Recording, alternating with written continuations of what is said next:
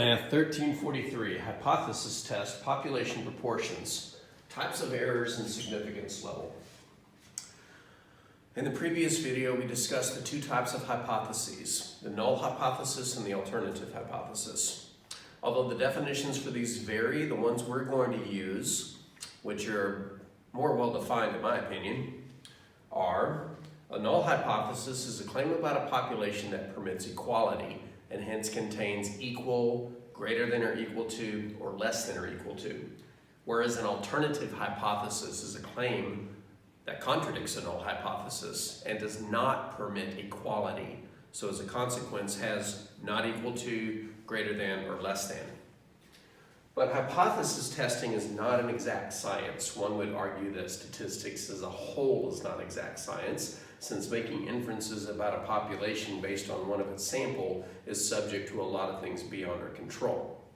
But within the realm of hypothesis testing, at the end, we're going to make one of two conclusions. At the conclusion of any hypothesis test, one of two decisions is made. And in my class, you'll know that this is going to be the second to last step in most word problems. But at the end of a hypothesis test, one of two things happens. Number one, you reject the null hypothesis because your evidence to the contrary was strong enough to do so. Or, number two, you do not reject the null hypothesis because your evidence to the contrary was not strong enough.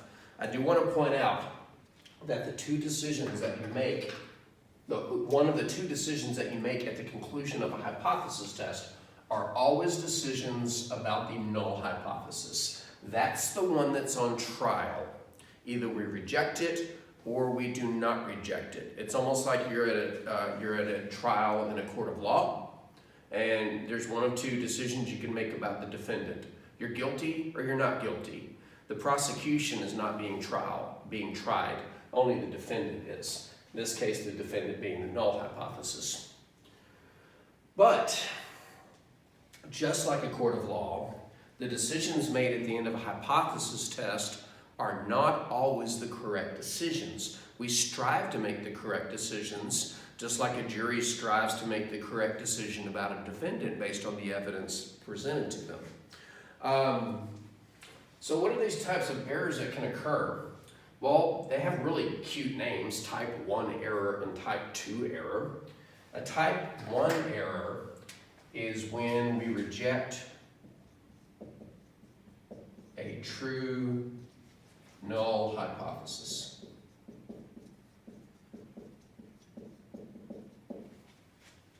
For example, let's say that we claim about a population, let's go back to the previous video's example, that the average GPA at a school for all students was at least 3.25, compared to the alternative hypothesis that the mean GPA for all students is actually less than 3.25.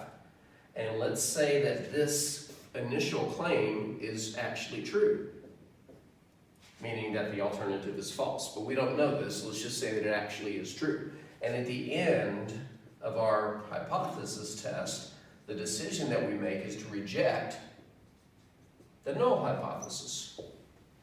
This would be an example of making a type 1 error. This is actually true. Of course, we wouldn't know that, otherwise we wouldn't have to test it. But if the null hypothesis were true and at the end we end up rejecting it, then we have made what's called a type 1 error. Now, a type 2 error is when we do not reject a false null hypothesis.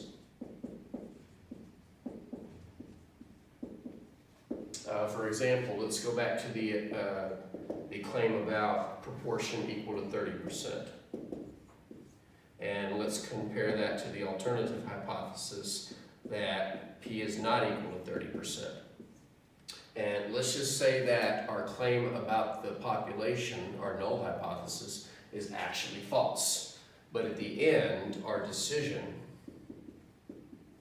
remember we can only make one of two decisions, is do not reject the null hypothesis.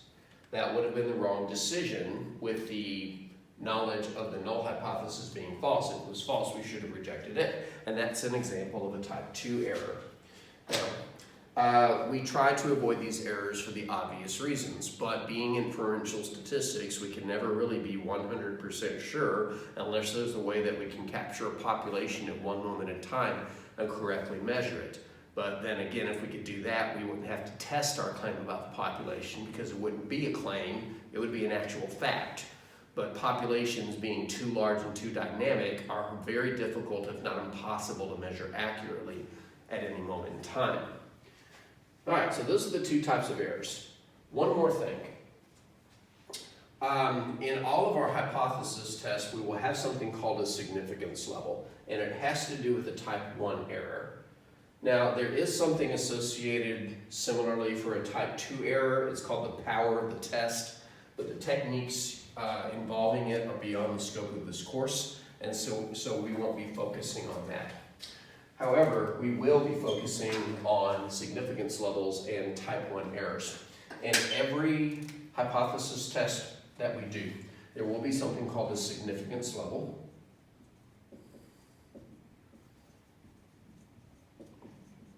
And its variable is a lowercase Greek letter alpha, which kind of looks like a little fish. A significance level is the, and I'm going to put in parentheses, tolerable probability of making a type 1 error.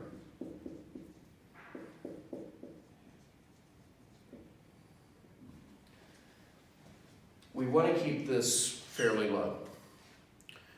We don't want to go into a hypothesis test and say, well, we're okay if we make a 50%, if there's a 50% probability that we make an error. Well, why would I even bother? Flip a coin in that case. But we have to accept some significance level because there's always a chance of making this type 1 error, of incorrectly rejecting a true null hypothesis. And so our significance levels will usually be fairly small, usually around 5%, sometimes more, never more than 10%, sometimes less. And it's easy to spot in a problem because it will either say at a significance level of 10%, or it'll say something like alpha equals 5% or something like that. However, there are some problems where a significance level will not be provided. So, in the absence of a stated significance level,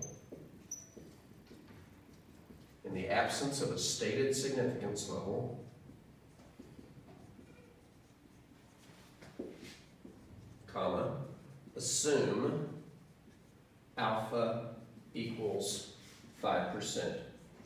That seems to be quote-unquote industry standard. We test things at 5% significance. Well, sometimes you need more significance than that. For example, let's say you're testing whether or not a prescription drug has a side effect of death. Would you be okay with a 5% chance of being wrong? That it doesn't cause death? I'd probably want a much lower significance level than that. Please test this at 1% significance that this doesn't cause death. And if you're wondering how would you measure that in terms of population parameters, when we get to the section about goodness of fit tests, test for association, and analysis of variance, you'll be surprised at the things that we can trick out into a hypothesis test in terms of population parameters. Sometimes significance levels, it's okay if they're higher. We want to test whether or not a certain percent of the population likes broccoli. It's okay if you make a 10% type 1 error. What's the danger? I mean, broccoli companies might lose a little bit of money. Broccoli companies, like you manufacture broccoli. Broccoli farmers might lose a little bit more money if we're wrong. But really the significance level is based on the stakes at hand if you're wrong in rejecting a true null hypothesis. But here's what you need to know from this video. Number one, At the end of every hypothesis test, we say one of two things and one of two things only. Reject the null or do not reject the null. Number 2, there are 2 types of error, type 1 and type 2. Type 1 error is when you reject a true null hypothesis. Type 2 error is when you fail to reject a false null hypothesis. We were supposed to reject it, but we didn't. And the significance level is the tolerable probability of making a type 1 error. In the absence of a stated significance level, you can assume that alpha is equal to 5%.